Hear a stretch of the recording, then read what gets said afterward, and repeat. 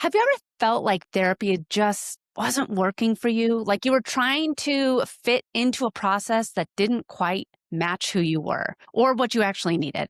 The truth is, therapy isn't supposed to be one size fits all. And today's conversation is all about what happens when you throw that model right out the window. Behind the practice. Welcome back to Behind the Practice. Joining me today is Emily Schleich, owner and therapist at All Minds Counseling, where focus is on meeting clients exactly where they are and adapting therapy to fit the person, not the other way around. Sounds like a breath of fresh air, right? So, Emily, I'm really looking forward to today's conversation. Thank you so much for joining me. Thank you for having me. I'm excited to be here. Well, let's start with what led you into this field. It started accidentally. I got dragged into a volunteer situation working with kids with autism back in 2014. So I don't know how much you know about neurodiversity, but there was not a lot of understanding back in 2014. So even myself, I didn't know what I was getting myself into. And this camp just ended up changing my entire life. So I got a week long with kids, typically with like level 2 autism, more significant needs, and helping them just enjoy like rope courses and adventure camp. And all of that was great. And then the parents came and they were crying and they were emotional. And I saw the siblings and I felt this pull to provide support to families and individuals with autism. So at that point, I was in college. I had no idea where I was going. And this completely just cleared a path for where I was going to go. So I knew that I wanted to do family therapy and immediately went straight to grad school for family therapy. Again, back in that would have been 2014 when I started grad school, nobody was doing mental health for neurodiversity. This was the craziest thing for me to have gone to grad school and specializing in neurodiversity. I had amazing professors who supported me along the way, but even they were like, we don't know what this looks like. You kind of said at the beginning, therapy models at that point were very cookie cutter, like this is a neurotypical person and this is how we treat them. And so it's getting creative and learning a different way of doing therapy for these individuals. So, at what point did you realize that traditional therapy models just weren't working for everyone? It was really early on in my career. Not everyone, right? Not everyone is the same. So we love all our theorists and everyone who's created these therapy models, but doing cookie cutter step-by-step models just does not work for the majority of people, neurodiversity or not. Everyone comes in with different backgrounds and different experiences. So being able to be adaptable and flexible in therapy is so, so important. Yeah. And there's trainings I went to recently that train you step by step by step, which is great. You have to be able to flex that to fit the person in front of you. You mentioned that you don't expect clients to fit into rigid therapy models. What do you think traditional therapy approaches are missing? I think just being human and recognizing the human in front of them. Honestly, it breaks my heart. Which sounds crazy with therapy. And this is overgeneralizing, right? Not all therapists are this way, but it breaks my heart how many clients we will have come in who have said, I'm not good at therapy, which should not be a thing. Nobody should be good at therapy. It's not the client's job to be good at it, right? It's the therapist's job to be able to be adaptable and flexible and meet them where they're at. But if I am presenting, hey, go do deep breathing, this will cure everything, that does not work for everybody, right? And so when it doesn't work, it feels like you have failed at something. And that's defeating, right? It makes people not want to continue therapy. So when we're able to meet them where they're at and provide alternative coping skills or ways of thinking, it gives them, the control and power really to make change in their own life. So what happens when someone feels like they're the problem or where the therapy doesn't work for me or I'm bad at therapy? Instead of thinking, well, it was just the approach. Helplessness, right? Because then we start thinking, I'm the problem. There's nothing that's going to get better. They stop trying, right? Like this is the way that my life is always going to be. And we start fulfilling those narratives, right? Of I can't do this. I'm not good enough. And year after year, then these continue to solidify and they get stuck, right? And how upsetting when, no, they can meet those goals. They can have a life that they want. We just have to tweak little things here and there. And they don't have to be big. Yeah. So if therapy isn't a one size fits all, what does it actually look like to tailor therapy specifically for that individual? I think it starts at, many stages. So I'll start at the beginning. To tailor at the beginning, it's meeting the client with where they're at, and everyone can do this. We have our perceived or just our ideas of what goals people should have. So we get an entire intake session and assessment, and we have it in our head that we should be targeting this. With our neuroaffirming or just person-centered therapy, it is meeting them where they're at and their goals. We do not necessarily need to agree with their goals, but we're going to work on what they want to work on. Historically, a lot of the therapy was you're doing this thing, stimming. That is not Mhm. socially acceptable. We're going to fix that. I do not care if someone stims. So meeting the client with where they're at and their goals, they might not have any issue with that. Then I don't have any issue with that. So making that therapy work for what they want, right? The life Yeah. that they want. It's not my decision to make their Yeah. How, goals. how do you decide what approach to take with each client? Huh? I just follow their lead, honestly. I think you try things and you see what sticks.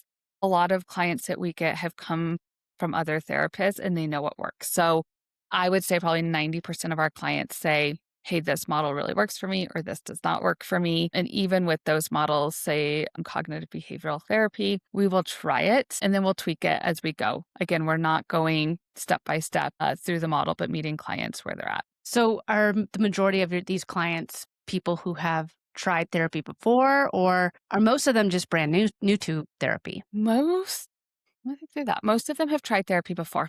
Yes, whether that was individual, a lot of couples therapy. We get people who've done couples therapy and are coming for individual therapy. Most of them have done therapy before and have an idea of what works or doesn't work.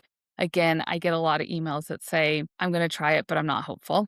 I've done it Mm. before. I'm not hopeful. So it's our opportunity to kind of instill that hope from the beginning of we hear you. Let's work together to come up with a plan that works for you. In my experience, most of our clients feel the biggest thing, they feel seen and met where they're at that creates that change. I'm a big fan of relational therapy. So part of the change in the therapy room is just understanding and seeing the person in front of you and having a relationship with them. So, when someone starts working with you, what feels different for them compared to previous therapy experience? I think it's not pathologizing. It is meeting them with where they're at, coming at it from a warm, empathetic perspective, and again, just hearing their story. I'm not here to judge their experiences or what they've been through or what they are doing, but meeting them where they're at, listening to them, and then coming up collaboratively with those goals to meet them where they're at. I want my clients to be themselves authentically, and so I don't care what that looks like, right? Some of my clients will, I call it like the Freud, like they'll lay on my couch and talk to me. If that is what makes them comfortable, great. I have teenagers who stim and pace the room. Like it looks different for every single one of my clients. I'm thinking I have a client that we throw up all the entire time. I am getting creative in every session to make that client feel comfortable because talking does not always work, just that alone. I know a lot of people are hesitant to even try therapy. What do you think holds people back the most? I think there's stigma. There's stigma around mental health, right? And being able to talk about mental health. But then I also think there's fear of what other people are going to think. What is my therapist going to think or say? I think that judgment holds people back from therapy. So if they know that their therapist is not here to judge them, right? But truly to just walk alongside them and support them, I think that takes down some of that barrier to seeking therapy. We're human just like everybody else. We're not perfect. I like my clients to know that too. Like, I don't have this right way of doing anything. So I'm not here to judge you. I'm just here to figure out what you need to be Yeah. happy in your own life. What would you say to someone who's maybe tried therapy before but felt like it didn't work? That's hard because I get it. And I think a lot of adults really struggle. They really struggle with that, right? That's hard. Again, going back to that statement of it feels helpless and hopeless when therapy hasn't worked before. But I would hope that they would be willing to try again because I do believe that that therapy relationship is what creates the change. Nobody is inherently bad at no one can be bad at therapy. There's no such thing as good or bad therapy client. Just trying again and trying to find the person that fits for them is really key. When you mentioned earlier tailoring the therapy to each client, Mhm. can you just walk us through what a first session might look like with you? Mhm. Yeah, it starts from the beginning even before then. So I'll say even at when the client outreaches us, they outreach, we do a consult call, and our office manager is going to figure out kind of what they're looking for or what they've already experienced to connect them with therapist that feels like a good fit. We're trying to minimize not good client therapist fit, right? And so from the beginning, we're going to work together to try and find that right fit.